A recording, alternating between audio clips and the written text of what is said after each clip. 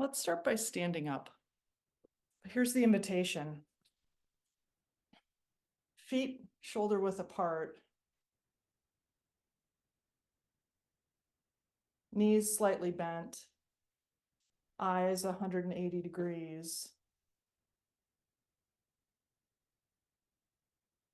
Take a couple of those deep zazen breaths that you know how to do.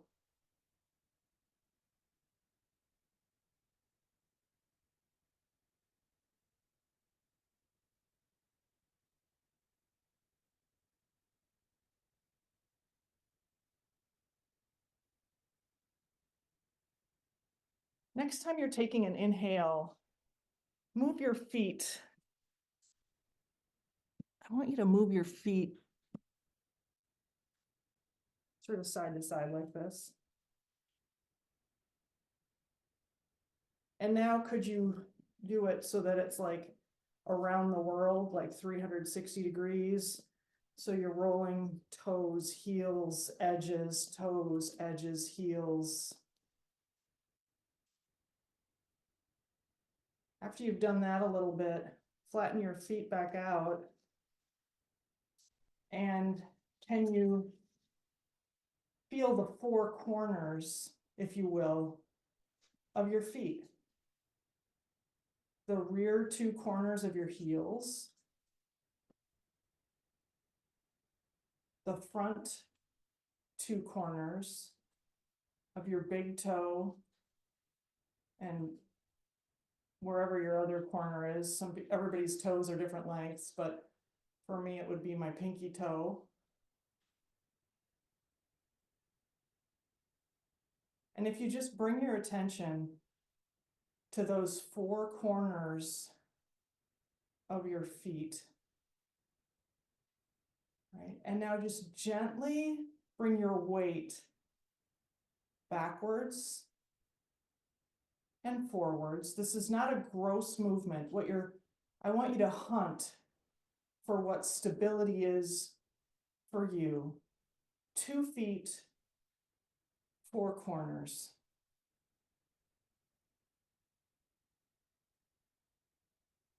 And when you get to the set point where you can feel as stable as a mountain,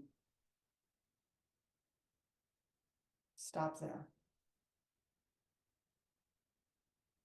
And drop all of your weight into the base of that mountain.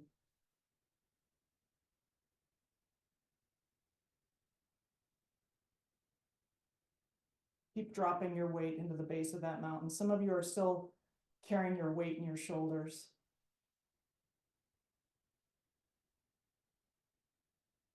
Carrying weight in the optical muscles of your eyes. Remember when Roshi gave the instruction to let your eyes relax?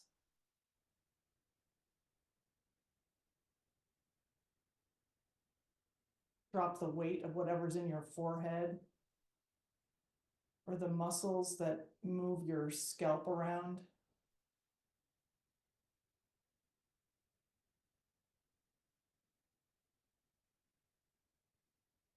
Can you drop the soft palate of your mouth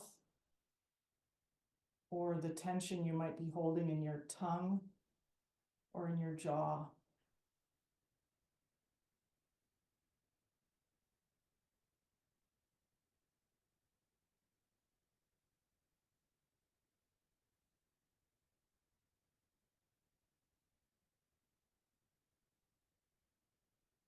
Let it fall away. Let that weight drop into these feet.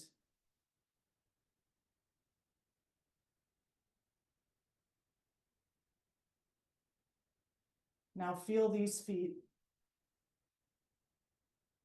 completely connected to whatever's underneath your feet.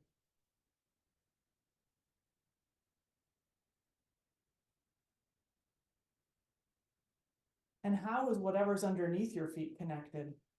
What is it connected to?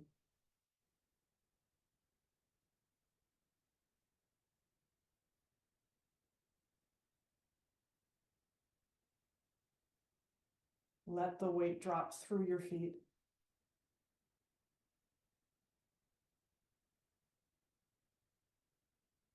maintaining that point of connection on the 4 points of your feet. Can you drop your weight, drop your energy through your feet, beneath your feet, into whatever is connecting your feet to the earth?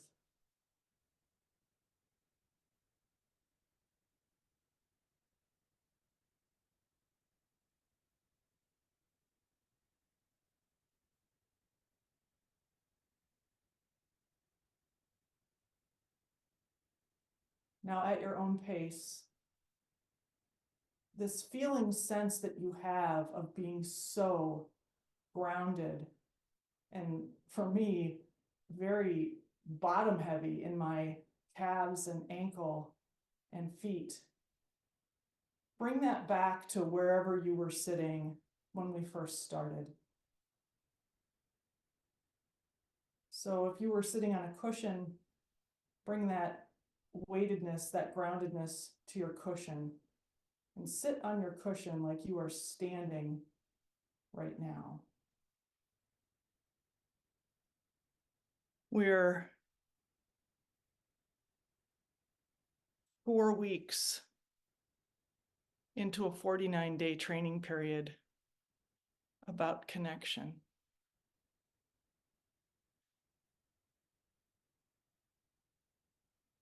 What you may have just experienced is a very deep connection down through your feet into what's beneath you. And that connection feels very stable, doesn't it? Feels very stable. And that stability is a gift. You know, that stability is a taproot.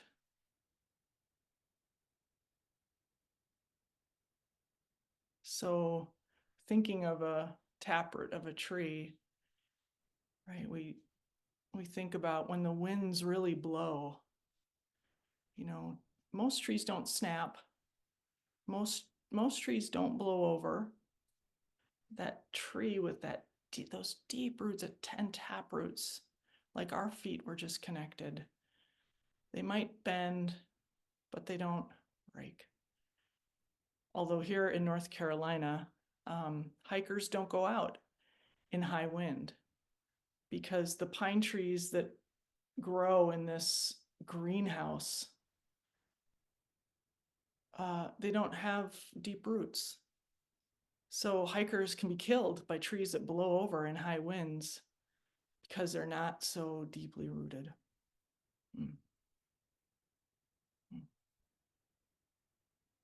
So connection. Connection, true connection, interpenetration. Feeling that your feet are part of the earth, not outside of it, but part of it. That deep connection gives us a sense of stability, right? And it gives us total flexibility, right? When we have our feet firmly planted, when we have our eyes 180 degrees, when we are open to what is emerging, like White Law Roshi talked about in our opening remarks for the 49-day training, there is nothing to hang on to, nothing to shield against. It's just, you are just like those branches blowing in the wind. High wind, high wind. It's just high wind, right? There's no story that you have to create. Oh, it's a storm, you know? It's just high wind. And now those branches are blowing. Connection gives us stability. And that deep sense of connection gives us flexibility as well. Both are true. Both are true. And if you're only experiencing connection and, groundedness, stability with no flexibility, opportunity for training. And if you're only experiencing a lot of flexibility with no groundedness, opportunity for training. Both can be true.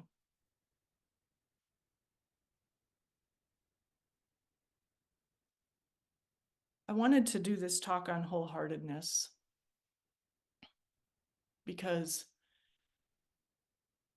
it feels like an implicit command, stronger than a suggestion. But I want to talk about this word of wholeheartedness and how it connects to connection and our Zen training and being off the cushion and in the world. So these three phrases, ki first, right? Ki first, run the experiment, and go for broke. I have heard these in our Zendo over and over and over again. And I want to talk about each of them. And then I'll talk a little bit more about the idea of wholeheartedness. And then let's have a discussion. Ki first, right? When you're just starting in the Zendo, I'm thinking, looking at Master Patelli here, right? Somebody comes into the martial arts dojo and you say, Ki first. You know, it's all about energy. And somebody who's never practiced a martial art can be dangerous, right? They could break bones for themselves and for other people, right? If they think, oh, energy first, right? It can be very dangerous. So when we talk about ki first, we're not just talking about that brazen, I think about like in football, head down and just ram. That's not what we're talking about when we're talking about ki first. That understanding is an immature understanding of what ki first means. Right? When I think about ki first, what comes to mind for me, what is true in my experience, is sincerity.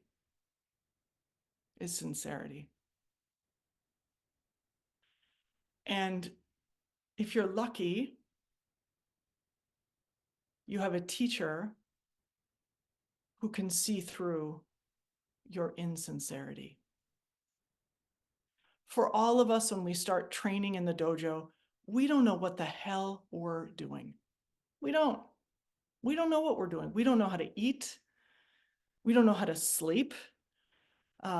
We don't know how to do any of the rituals, right? And so the best advice you can receive as a new person in the dojo is to watch what others do. Watch what others are doing. I remember my first trip to the dojo, Gordon said, Scott Keel, he's a senior student. If you have questions, talk to him. I was too afraid to ask Scott any questions. He was completely intimidating. So I just watched Scott. Ki first. And there was a glimmering, powerful energy that came from now Keel Roshi. Right?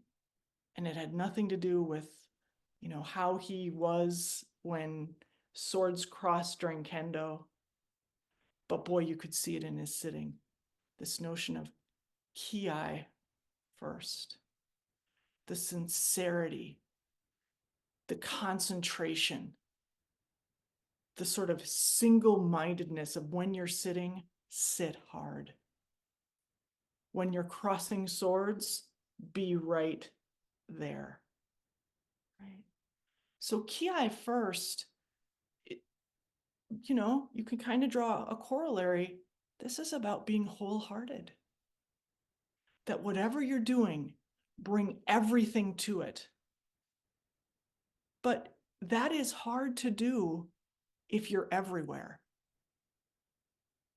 So being wholehearted, in this case, ki first, energy first, it's not enough to just have energy.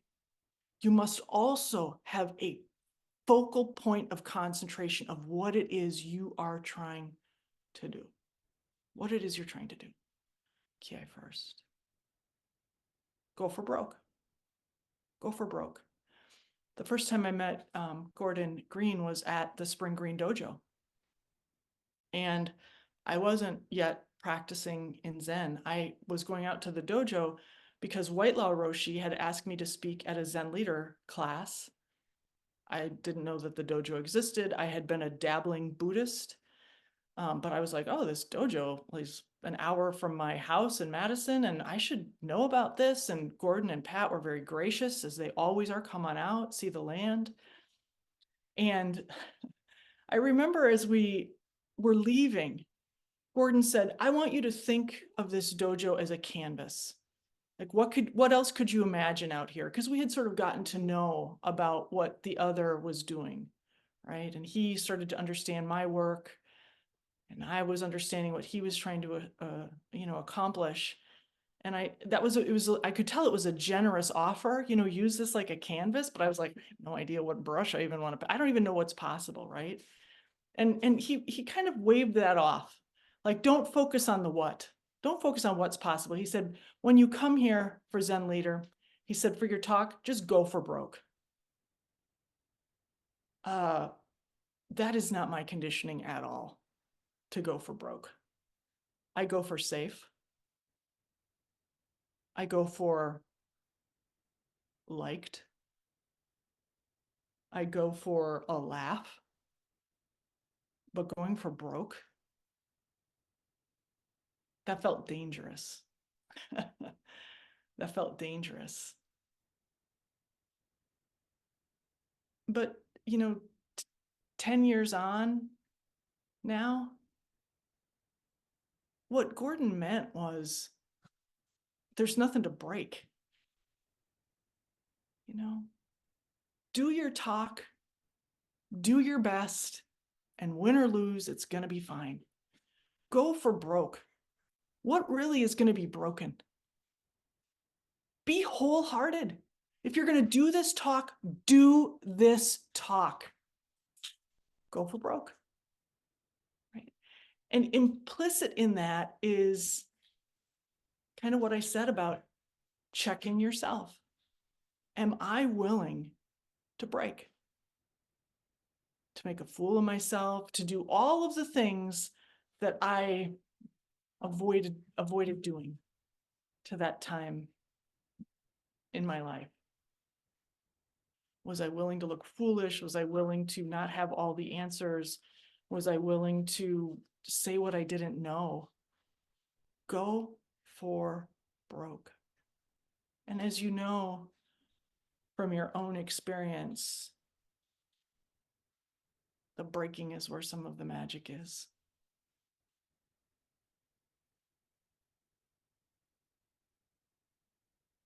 I definitely know it about myself. The breaking was where the parts of me that were not useful could actually fall away.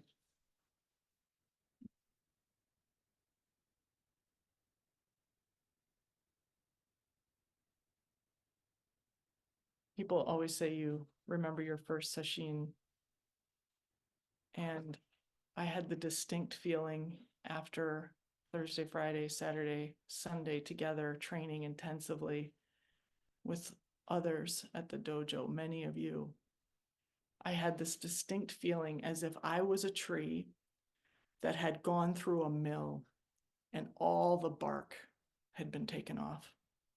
I felt naked. I felt vulnerable. I didn't know if I wanted to keep doing this. It was so uncomfortable. But it's like all that has to come off so that the breaking can happen. All the calluses and the emotional reactions and the deep habits of how we react and respond to the people in our lives and the things in our lives, all that has to go through the sawmill. So the real the real work can get in. Go for broke. What does this have to do with wholehearted?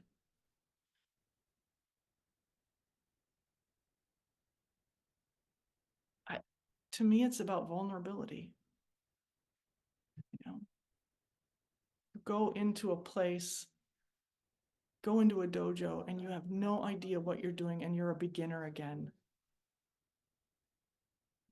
You have to be vulnerable. Wholehearted in your marriage. Maybe you've been married for 25 years, and every morning can you wake up to your person as if they're just a fresh sketch that you've never seen before, a mystery. The wholeheartedness to go for broke and to be willing to break again and again and again, because this training never ends.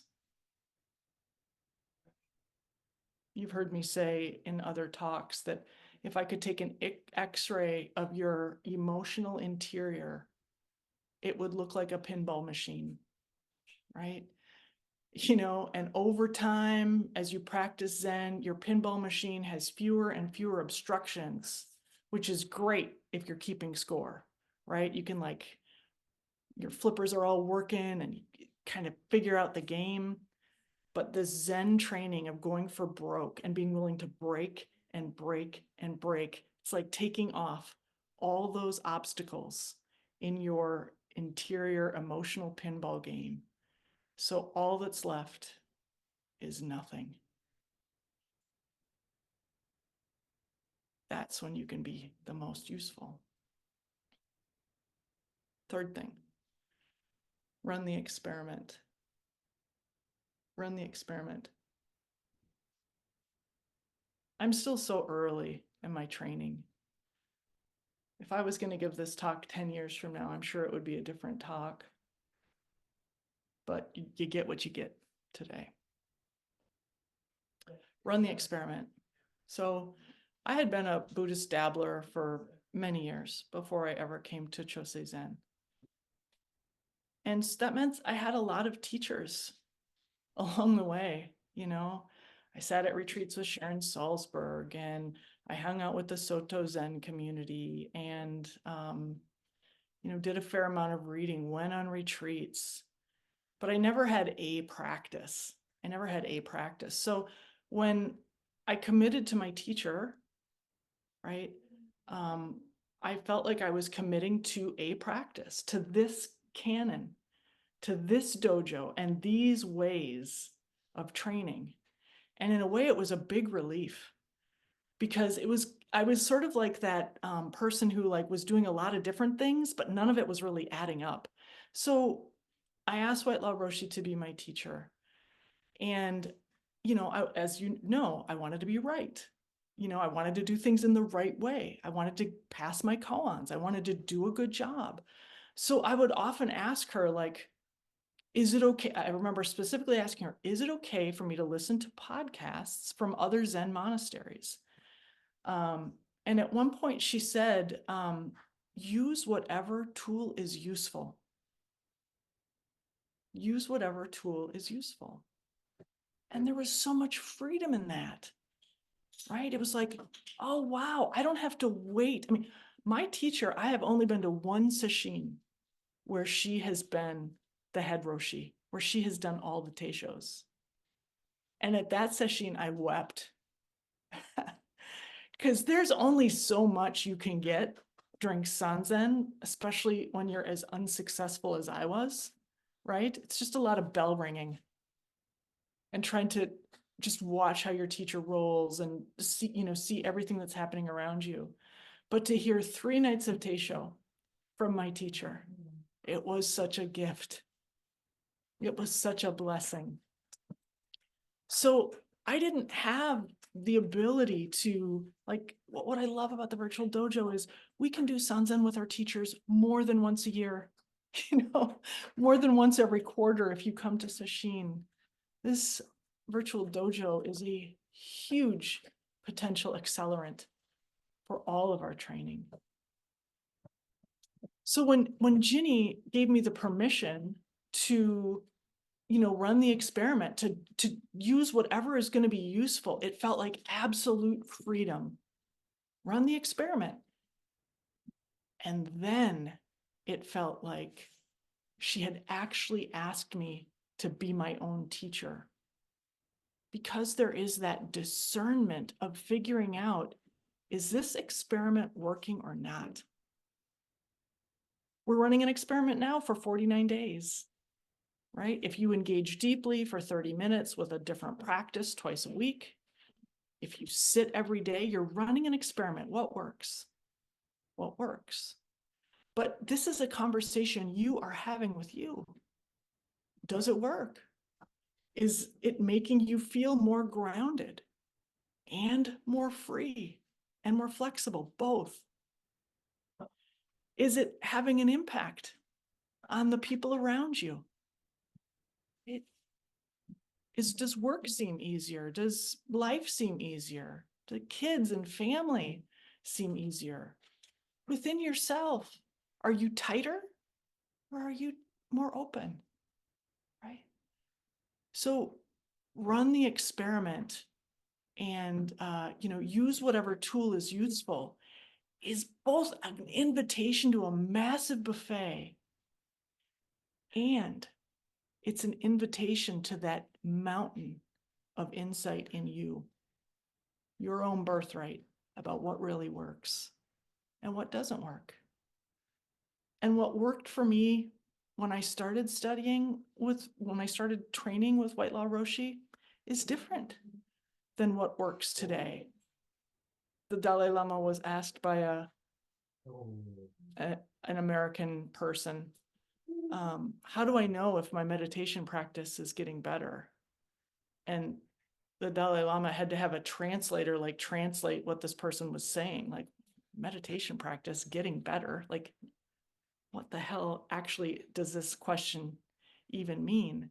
And the Dalai Lama, threw his head back and said, oh, you should only evaluate your meditation practice once every 10 years. That's wholehearted. That's wholehearted. Just sit. Don't evaluate. Right?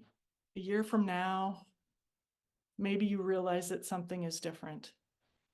Right? But that constant evaluation is just an addiction of the mind. Right? The idea of being wholehearted, 100% in. So ki first, right? I just noticed that the thumbs up went up. Yes, ki first. Ki first, right? The connection between ki and wholeheartedness is not just about your energetic thrust, but also about having it be focused. This dazzling, energetic focus, right? That can be focused while still eyes 180 degrees, seeing the whole picture. This idea of going for broke is about wholeheartedness, because you have to be willing to break apart, to not just go for broke, but to be broken. Right? And what is possible if you, with your whole heart, are willing to break wide open? And finally, run the experiment. Run the experiment. Are you willing to continue to try and try and try and try and try until you can find what works for you? And it might only work this week. You'll be a different you a week from now, and you're going to need to experiment and experiment and experiment again. What I'd like to do now is share with you some additional notes. By now, you know that I'm a person who enjoys a word.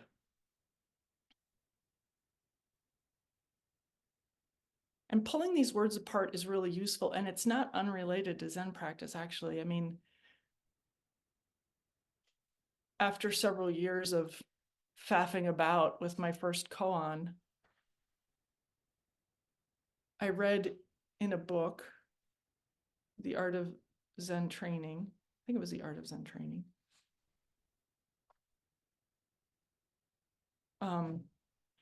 That when you're doing mu, it might be helpful for you to actually use the word mu in your training.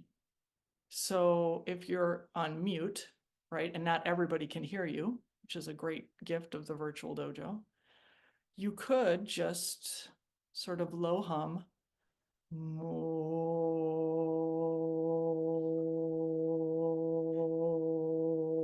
and see what comes up for you by using the and the ooh, and the ooh. This is very useful. Words are a construct that humans have made. So maybe humans have made these words because there can be a deeper knowing that occurs by using these words. So in I think so many of the human languages that I know, mama, muti, right? Mom, right? Ma, ma, ma, ma, ma. This is very much like a suckling expression, ma, ma, ma, right? So I wondered if this word wholehearted, the word itself, how we say the word, could give us anything. So please join me in the rabbit hole that I went down. Let's start with wholehearted. If we break this apart, we have the word whole and we have the word hearted. Let's focus on the word whole first. Other options for wholeness are half-hearted. Do you want to be in a half-hearted marriage? I'm a consultant. Do my clients want a half-hearted consultant? Do you want your teachers to have half-hearted educators? Do you want your children to enter professions that they half-heartedly join? Do you want to love or be loved in a half-hearted way? These other words can kind of point to wholeheartedness. Here's another one. What if we take it all the way to 0? No heart, heartless. You're not going to trust a person who seems heartless. We might even, find that people without hearts, well, number one, a person without an actual physical heart would be dead. But a heartless person is usually somebody whom we wouldn't trust, and it's somebody whom we wouldn't be surprised if they were violent against another being. We might not be surprised if they end up in jail because there's a system of law in countries with systems of law and order and justness and fairness. We don't expect people to act in a heartless way. We expect some goodwill among humans. So let's come back then to wholehearted. It's not half-hearted. It's not heartless. Wholehearted. I love the word whole, because the idea of wholeness from a Zen perspective, there's a true interpenetration. So the idea would be, I can, as the human two-legged in the meat suit, because that's one very clear expression of like Rebecca. I'm in this 6-foot body, I have this range of peripheral ability. I have these, you the same, right? So for me, for us in these human meat suits, there's a whole picture that we're a part of. A whole picture. Your parents, your grandparents, your relationships. In fact, in China, one of the reasons that they have such a sort of a consensus culture or an internetworked culture where the individual isn't important is because they say the only thing that makes you an individual is your relationships to all these people. So if you think of yourself as a node in a network of all the people who brought you to this place that you're connected to, with whom you connect, right? That's the only thing that makes you an actual individual. So can we think of ourselves as part of this whole picture? I am breathing oxygen that one of these trees produced, and I am emitting carbon dioxide that one of these trees will consume. And we are in a relationship with each other. So what I love about this is this notion that you as this individual node are whole in this whole picture, and you are the whole picture. This thing isn't just outside of you. That's creating difference, right? That all penetrates all, whole, all within all. For me, that is whole, all within all. But then, and Pateli Sensei, I'm so glad you're on the call today because I started to just say whole over and over. And it was the shakuhachi.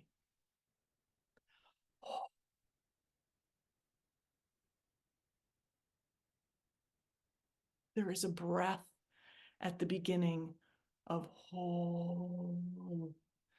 And when you put your tongue to the roof of your mouth to end the word whole, it is like a finger going on the whole of the shakuhachi, creating a note.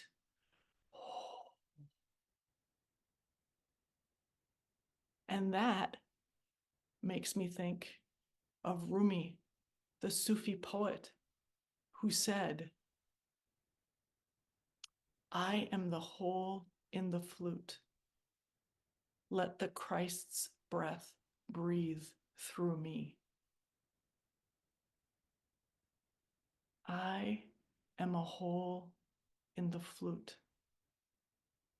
Let the Christ's breath breathe through me. Whole. Whole, right? We would think of as emptiness. And that is the primary condition.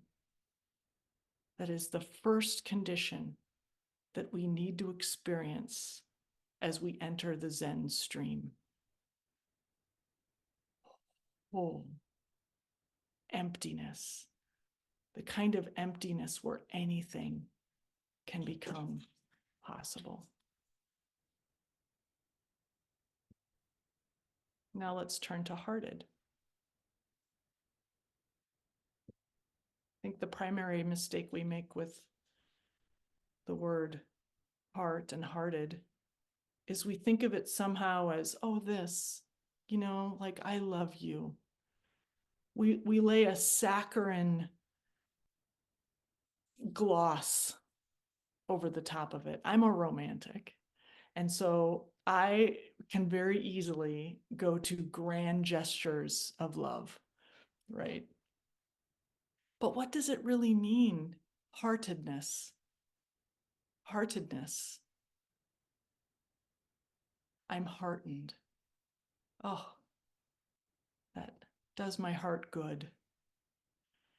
It's not about a physical location in the body, and it is not about an emotion of love. It is again about an all within all, right? My therapist asked me the other day, she said, how do you know that your wife loves you? It was a question that stopped the mind. I said, I just know. I just know. And I can tell you things that she does that make me know this, but it's an energetic tone. It is capital T, a truthful tone. And that is what hearted, at least the way that I think about it, that's what it means. So, what kind of heartedness do the people around you experience? A wholeheartedness? Where the energetic tone is clear and it's resonant, right? Or is it something that happens on Valentine's Day and is about love? Wholeheartedness. Wholehearted. Okay, I'm going to actually stop. I'm going to take any comments, or I'm going to open the floor to any comments. And if we should talk with each other about anything, and then I'll close with the final beat that I wanted to share today. So, wholeheartedness, go.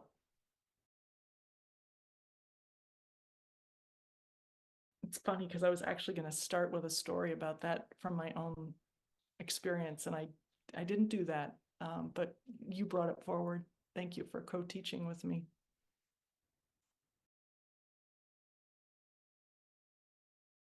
Oh, we got her. We got her. First of all, do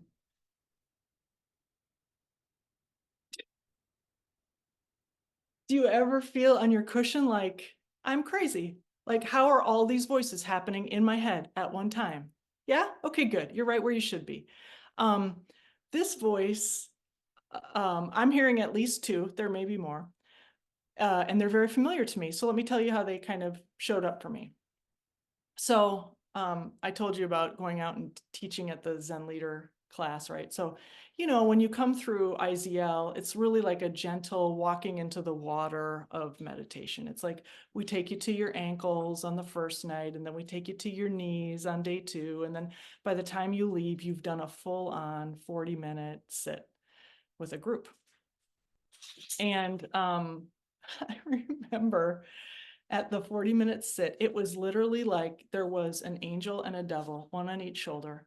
And the angel was saying like, holy shit, this feels like the most real thing I've ever done. I've been screwing around with this Buddhism for 12 years. This is like the most concentrated dose I've ever had. Holy smokes. That was the angel on my shoulder. Like, I need this. I need this. And then the devil on my shoulder was like, who has time for this every day? Like, you have real things you have to do. You have a business. You have to, blah, blah, blah, blah, blah.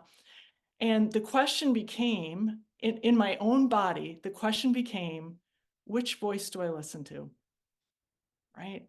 And obviously the voice that won at that moment was this one. But believe me, this voice has never really gone away.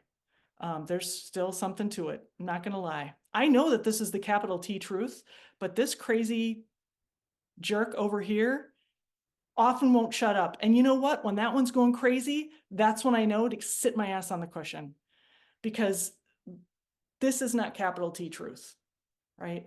So for you, Bree, my hunch would be, but you should run the experiment. My hunch would be that when you hear that voice that says, I'm doing my best, you should say, are you? Are you? What might it look like to really be wholehearted? What might it look like to be really wholehearted? That's what I would do. That's what I would do, because I know not to trust the voice that tells me you're doing your best. That voice is a permission slip waiting to be signed. I'm not going to sign that slip, because the voice is that permission slip. But I know in my guts when I'm being wholehearted, it never is a voice for me. And maybe that comes with a little bit more time, but I think the discernment at this stage is probably to try to push and push and push a little bit more until you hit your edge. Because if something isn't breaking, and I don't mean that, I hope you can feel how I mean this, right? Things should feel like they're starting to chip away. So the resistance, probably the resistance, is you trying to hold the chips together, right? And I tell my students all the time, there's no place to fall. There's no place to fall. And if you ever do feel like you're falling, and I've had this feeling many times, call one of us, reach out to one of us, Patele Sensei, Scoby Roshi, me, any of the senior students on this call. You have to push yourself to your edge so that things can start to chip away. Chip away. Scoby Roshi. I wasn't planning to say anything, but I found those comments really inviting. And it reminded me of another, I also think of Ki first, like as sincerity, but there's another context I think about it in, and that's like figuring out what's on the other side of like what you're talking about, breaking through. It relates to what Bill said about, the solution not to exhaustion, not being rest, but wholeheartedness. So, like in to put some concrete kind of story behind it, like in the martial arts context, we train to the point of exhaustion and beyond that, because there's something true and kind of bright, on the other side of it. The wholeheartedness starts to come through. You find that you can pull your archery bow with your energy, rather, and your bones rather than your muscles. That there's a freedom and sense of expansiveness on the other side of that exhaustion, which is often a part of much more a mental trapping rather than, like what are a self conception rather than something real. So thanks for reminding me of that.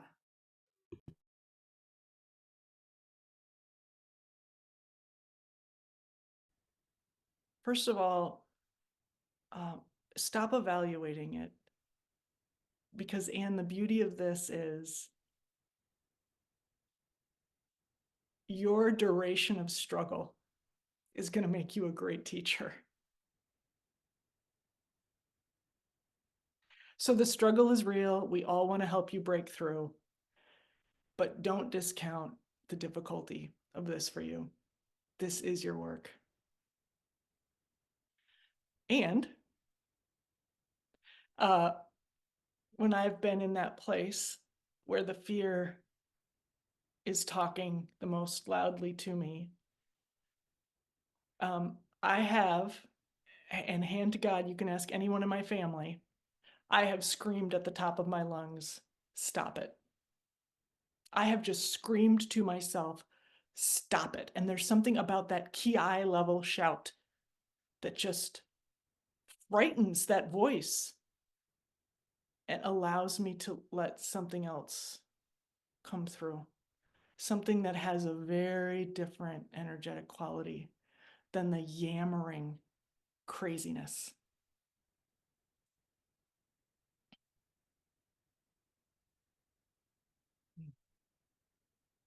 Okay.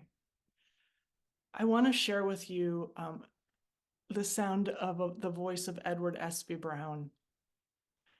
If you've seen the movie How to Cook Your Life, which it's one of those movies like Jiro Loves Sushi, like I watch again and again and again and again. He's a Soto Zen priest, so, different than Rinzai Zen that we study. He's a Soto Zen priest, and he was the first cook at the Tassajara Zen Center in San Francisco. He was the co-founder, one of the co-founders of the vegetarian restaurant Green that was all Zen cooking, monastery cooking. And what I love about this guy is his mom.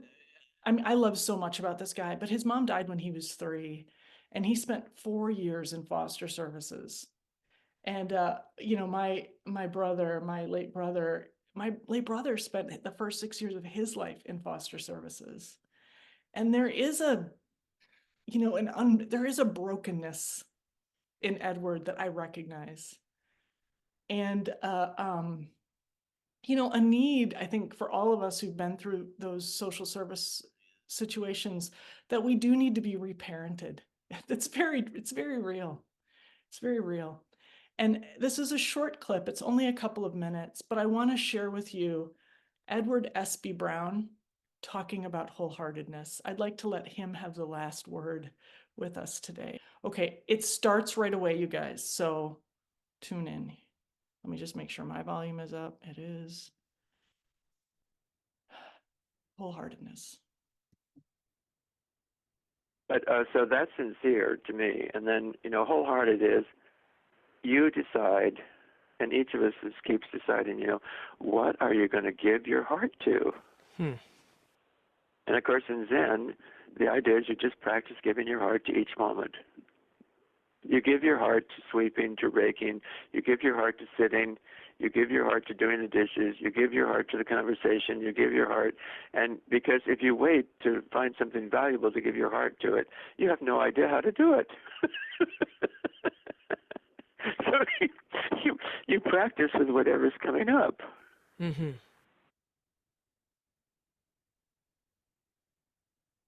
I hope you have to clean the litter box this afternoon. I hope you have a mess to clean up. I hope you have someone to love. I hope you have something to cook. I hope you have something to appreciate. Practice your wholeheartedness. That is your way to connect.